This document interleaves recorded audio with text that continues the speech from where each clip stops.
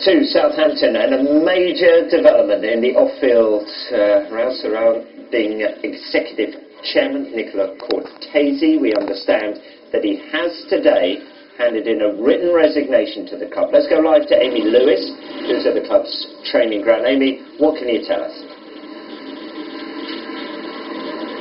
Well, Rob, we have been told that by a source that he's handed in a written resignation, but on the other hand, I've also been told that that's actually been rejected. We are yet to hear from the club. It's important to understand the story, know a bit of a background about the characters involved. Nicola Cortese has actually been involved with the club for 4 years. He's very rich in his own right. He's an Italian banker, and since he's been involved with the club, it has seen unprecedented success. It's gone from being an administration in League One to a very successful Premier League club. Now, he's been involved since Marcus Liebherr took over 4 years ago and bought the club, but Marcus Liebherr actually died in 2010, and then his daughter inherited the club. Katharina, a very wealthy family. They own a construction company in Germany that's actually a global billionaire company. So they are very, very wealthy and very, very successful. But ever since Katharina Liebherr has been involved with the club, we've been told that there's been a power struggle between her and Cortese. She has tried, as we understand it from our sources, to try and be involved on the board, but Cortese says that that shouldn't happen from sources, because he believes that the club has been so successful since he has been there. Of course, we've been here before, back in May last year. Sources were saying that Cortese was planning on leaving. It never happened. But in this instance, we've been told that for 4 months there's been discussions about the future of the club and him being unhappy with the way that it's moved forward. We've not heard any official statement from the club or indeed from the trust of the owners.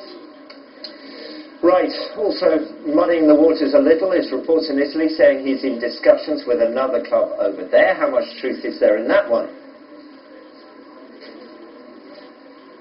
Well, he's been linked to AC and Inter Milan and also Roma. I've been told by a source there's no truth in that. He is, at the moment, very focused on his work here and trying to move forward from the club, although, of course, there are these sources saying that he is planning on leaving. But when it comes to him being connected and being linked to other clubs, we've been told that that's merely speculation. And how might this have an effect on the pitch? Mauricio Pochettino and his position as manager. Well, of course, you may remember back in May last year when there was speculation that Cortese was going to leave. Then Pochettino said if that happened, then he would leave. The pair are very close. It was Cortese that brought in the manager a year ago from now. And so I've been told that, yes, if Cortese does leave, there is a very serious chance that the manager could leave, and indeed backroom staff. So if indeed this story does develop, then there could be major changes here. Pochettino is due to speak to the press here tomorrow.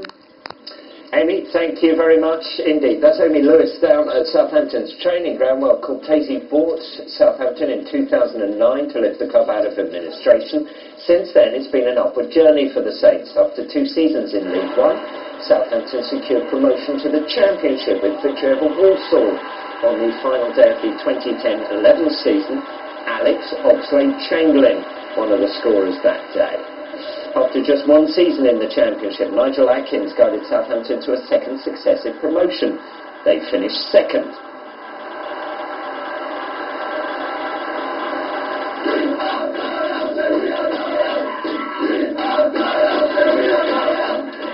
Southampton found the Premier League tough, but came from 2-0 down to draw at Chelsea.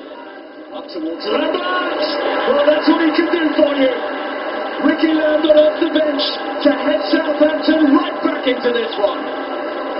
Just 3 days later, though, Atkins was sacked by Cortese with the club 3 points above the relegation places. Whilst it sounds harsh, it was for the benefit, again, for the progress we would want to achieve over the next couple of months and years as well. Despite not being fluent in English, in came Pochettino after 3 years managing in Spain with Espanyol. 4 weeks later, and Premier League safety was secured after a 1-1 draw with West Ham, all but guaranteed a 2nd year in the top flight. In May last year, there were reports questioning Cortese's future at the club, and Pochettino made it clear that he would also leave if the chairman was no longer at St Mary's. Claramente no seguiría. will that continue if Nicola Cortese weren't here? Well, here is Pochettino's Premier League record since taking charge. He's won 12 from 37 matches, drawing 13 and losing 12. It gives him a win percentage of 32%.